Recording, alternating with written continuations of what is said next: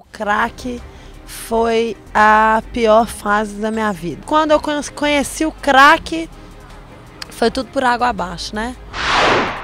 Você fica tendo visão das coisas que não está acontecendo, entendeu? O crack vai lesar uma área no cérebro que chama o córtex pré-frontal. Esse córtex, ele é responsável, essa área do cérebro, ela é responsável por tomada de decisão, planejamento e controle dos impulsos. A lesão do córtex pré-frontal pode levar com que a pessoa se torne impulsiva, agressiva e perca a capacidade de julgamento, de senso crítico.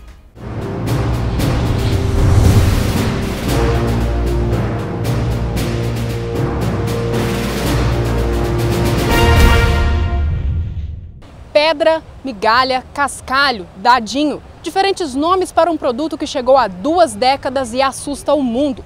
O crack e suas consequências, agora no Resgatados. O crack não escolhe idade, classe social, cor, sexo ou profissão. Pode ser encontrado praticamente em qualquer lugar, debaixo dos viadutos, nas ruas, nas praças das grandes cidades e também no interior. A droga assusta e a sociedade procura saídas. No mês de junho, diversos movimentos que lutam contra o crack organizaram uma marcha que aconteceu em Belo Horizonte. A marcha vai ser um marco aqui em Belo Horizonte, porque o nosso combate é contra o crack e a favor da vida. Então nós queremos mostrar para as famílias que tem jeito. E para aqueles que são usuários, que estão usando a droga em si, nós queremos mostrar para eles que tem jeito para a vida. E tem jeito, eles têm que viver.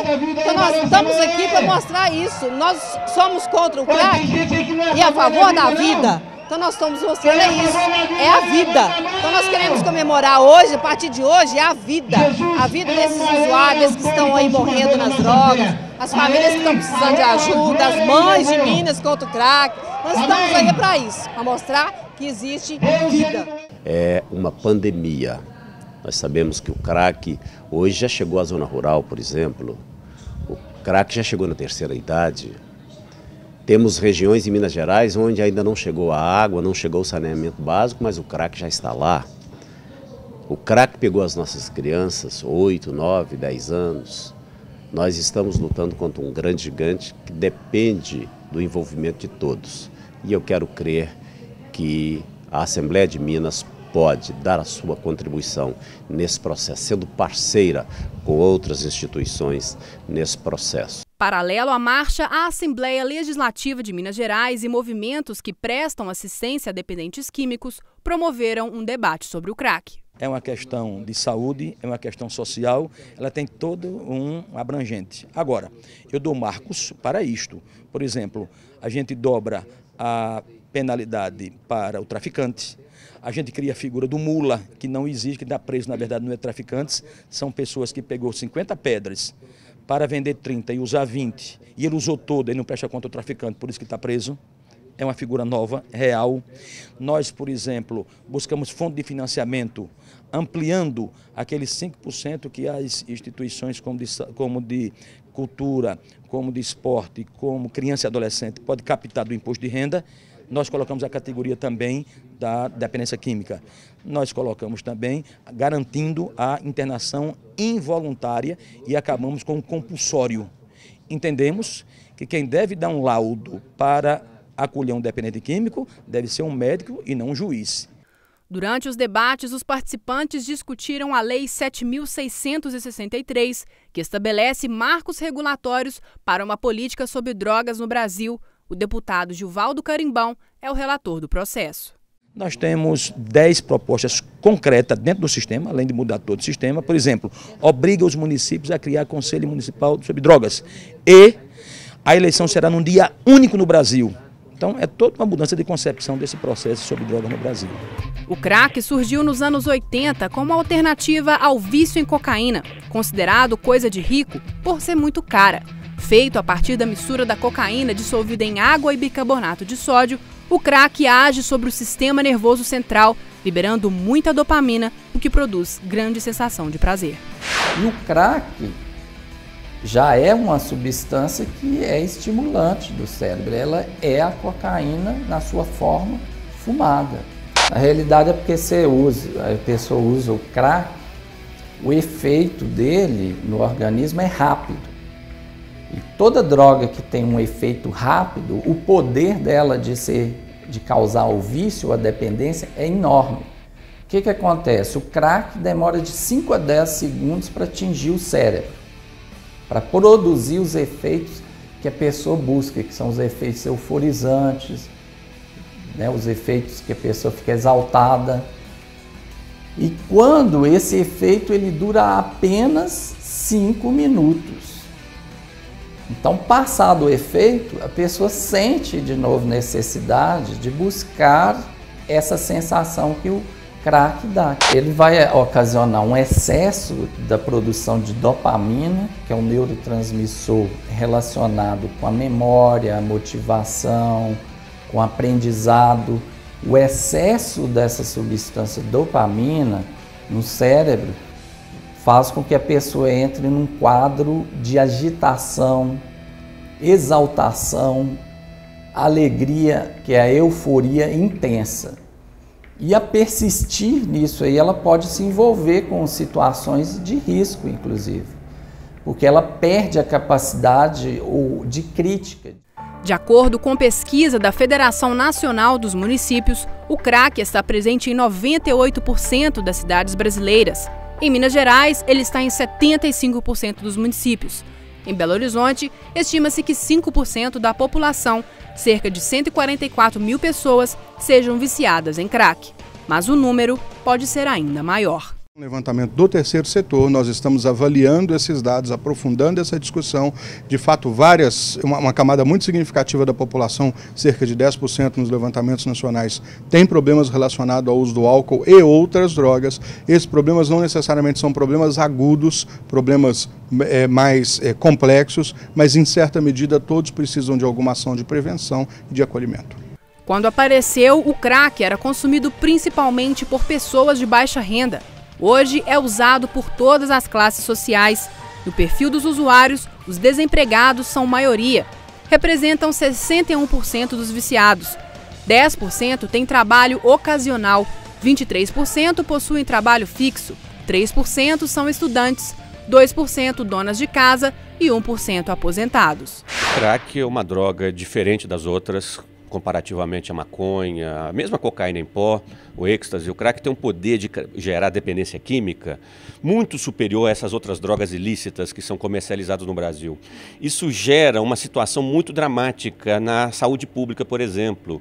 Então, o crack vai gerar indivíduos, consumidores, que destroem suas vidas particulares, provocam transtorno nas famílias e acabam se envolvendo em atividades criminosas, acabam sendo vítimas da violência urbana.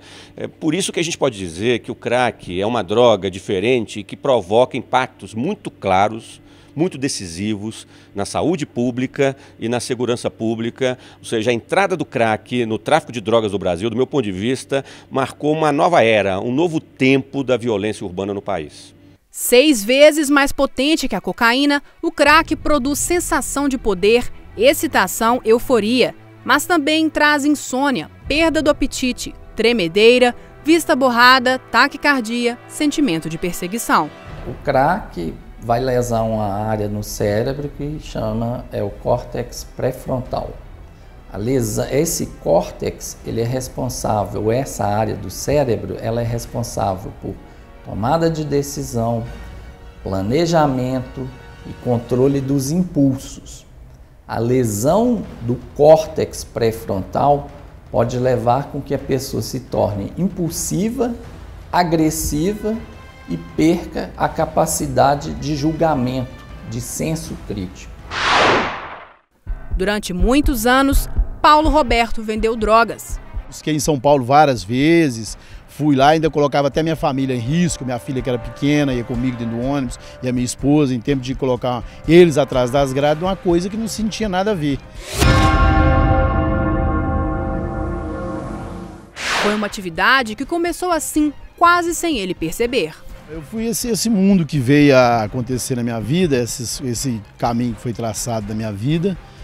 Aconteceu o seguinte, eu perdi meu pai muito novo, entendeu? Então aí nesse período que eu perdi meu pai, eu estudava na época, a minha mãe, não estou culpando a minha mãe, entendeu? Que a gente não deve culpar as pessoas, mas é um erro também que tem, me tirou eu da escola e colocou eu para trabalhar com idade menor, eu tinha 16 para 17 anos. Foi aonde eu comecei a se envolver no centro da cidade, não tinha um horário ocupado, chegava no centro da cidade, se envolvia, trabalhava meio horário só e vim embora para casa.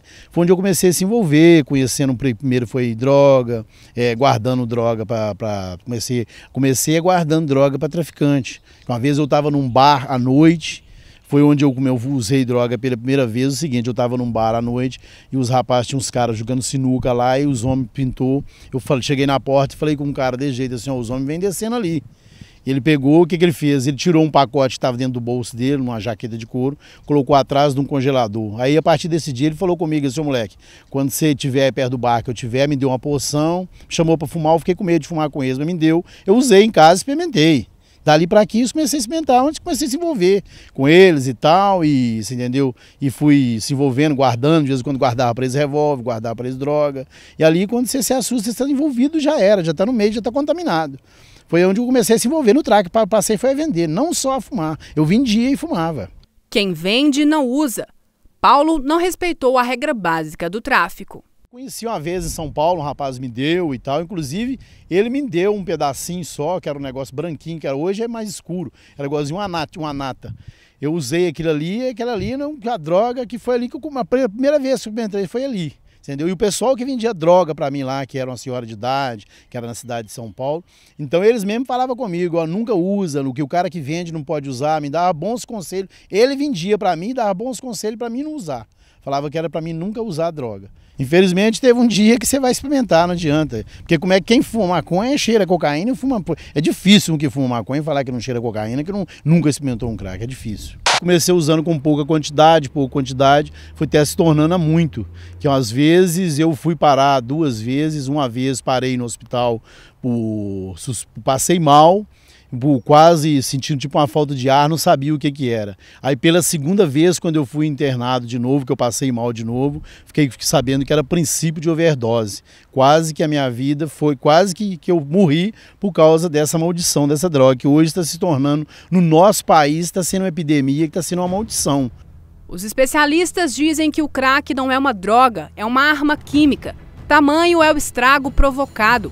Os efeitos chegam ao sistema nervoso central em menos de 10 segundos e duram de 3 a 10 minutos.